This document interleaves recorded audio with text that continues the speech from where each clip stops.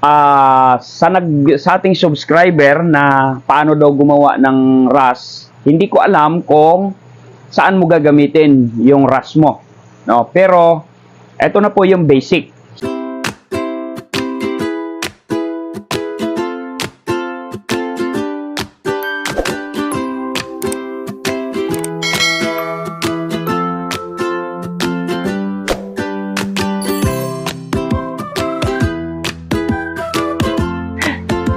Yun, so isang mapagpalang araw ulit mga ka-farmers. So nandito tayo ngayon sa ating munting patabaing mga alimango dito.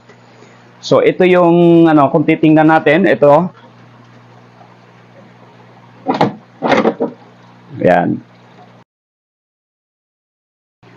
Kaya ko ginawa ang bidyong ito dahil po meron pong nag-request sa atin ng subscriber na gumawa daw po ako paano daw ang paggawa ng RAS system. Hindi ko alam kung meron na akong video tungkol niyan, pero gagawa tayo ulit dahil sa kanyang request. Ano po? So, parang wala pa. Ano po? So, sa'yo ka-farmers na, ano ba apelyido? Pulido yata. No, hindi ako nagkakamali. Ito, siya. Yan. Ops, kung hindi ka pa nga nakapag-subscribe, huwag mong kalimutan magpindutin ang subscription button ng ating channel. Yan, kung gusto mo itong mga ganitong klase ng video, no, ay sana po ay pakisuportahan niyo po ang aking channel. Okay, so diretso na tayo sa ating topic, no, sa umagang ito, sa araw na ito. Okay, so ayun, so una, ano nga ba ang dapat nating ihanda kapag gagawa tayo ng RAS system natin?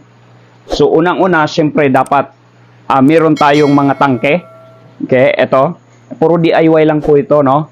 Meron tayong mga tangke na ganito. Okay? So, depende sa magiging plano mo, kung ilang tangke ang gagamitin mo, mas marami, mas maganda siya kasi marami siyang layer ng filter. Etong sa akin kasi masyadong tinipid ko to, no? At bali 2 tangke lang. Okay, 2 tangke lang pero hinati-hati ko na yan. Ito, meron na nga ditong filter. Yan. So, dito muna tayo paano gumawa at ano-ano mga materialis ang kailangan. Sa ating subscriber na paano daw gumawa ng RAS, hindi ko alam kung saan mo gagamitin yung RAS mo. No? Pero, ito na po yung basic. So, dahil ang ating RAS ay crab fattening, siyempre, kung crab fattening, kailangan mo ng mga box na ganito. So, DIY lahat po yan, no? Ang ginamit ko na box ay yung sa tubig. Okay? And then, maraming mga design. Kung ano yung mga gusto mong design, ako, inisip ko talaga kung paano ako makatipid. Okay? So, mayroong mga RAS na parang ganito. Halimbawa, ito na yun, no? Etong tangki kasi na itong isa, okay, itong tangke na to, paakyat na po yan. Okay, ang RAS system po ay paikot-ikot lang ang tubig. No? Paikot-ikot ang tubig, pero dumadaan siya sa filtration. No? Dumadaan siya sa filtration bago siya ulit pupunta dito, and then itbabato niya ulit. Kaya nasasala na po yung tubig, yung dumi nasasala. So halimbawa, balikan ko yung may nagdi-design na ganito. Okay, halimbawa, ito na yung supply ng tubig. Pagkagaling dito, okay, ang ginagawa nila ay baba dito, and then isa-isang tubo na ganyan.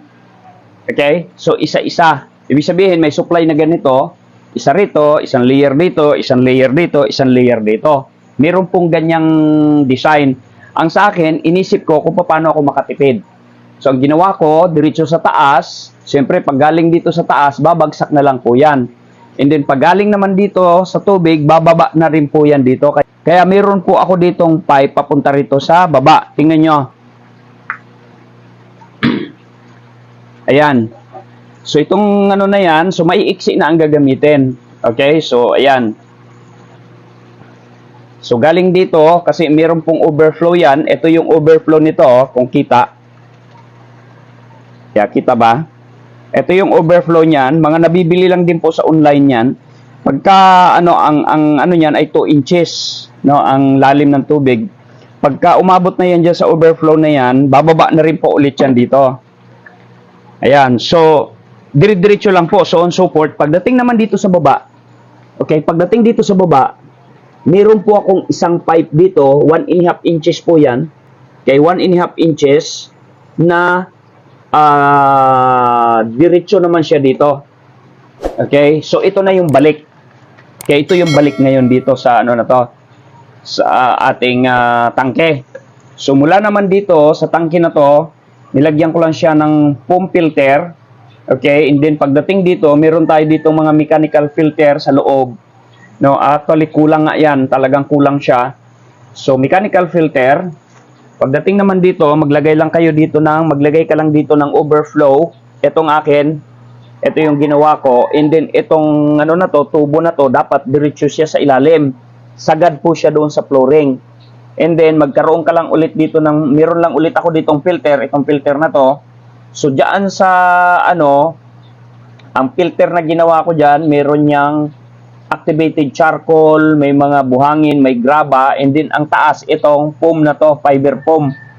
Ito. Tapos merong pump ako dito na maliit, itong pump na to, para naman ang tubig diyan dalhin niya dito. So mula dito, okay, mula dito sa ano na to, dire-diretso na yan, pabalik na ulit. May overflow lang dito yan, oh, mag-overflow din siya.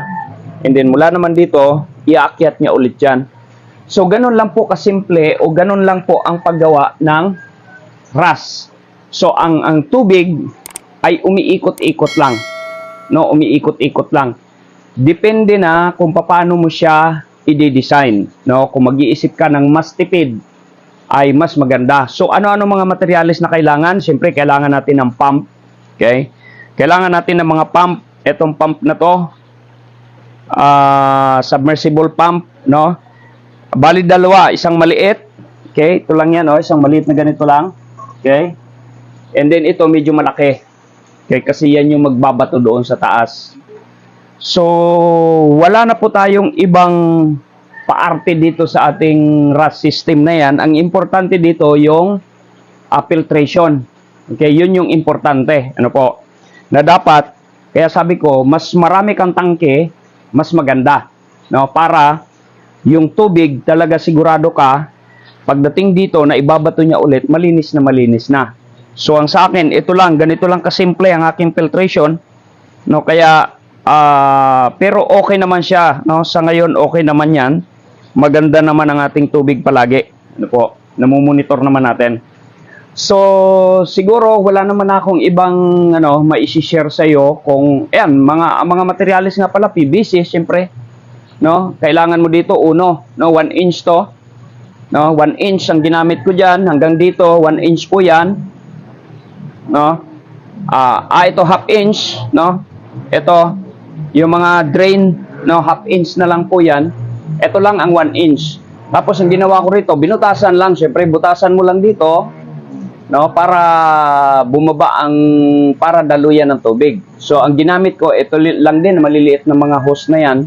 And then meron lang tayong mga bulb din dito na binili din sa online. Ito mga bulb na yan para kung halimbawa itong area na to, hindi ko siya gagamitin, pwede ko siyang i-shut off. No, pwede ko siyang i-shut off. So marami pang mga video na pwede mong sa YouTube, no, pwede kang manood kung ano yung sa tingin mo na makakatipid, makakaminus tayo. So yun yung kunin mo. Pero sa RAS system, ganun lang po, paulit-ulit lang yan, no? Basta ang tubig umiikot lang siya, no? At siguro wala na akong ibang mai-share kasi ganun lang naman talaga kasimple ang paggawa. Kailangan mo lang planuhin, kailangan mo lang isipin paano ka makakatipid. Okay? So yun lang, at maraming salamat kung nakaabot ka sa dulo ng video ito. At kung hindi ka pa nakapag-subscribe, huwag mong kalimutang mag-subscribe. Pindutin ulit ang notification bell. Piliin yung all para kapag meron tayong mga bagong video ay isa ka sa agad na manonotify. So yun lang, God bless po and bye-bye.